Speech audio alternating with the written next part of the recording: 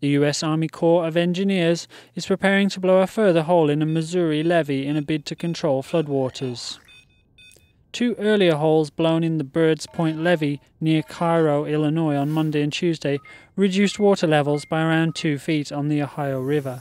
They now plan to open a 3rd hole further downstream.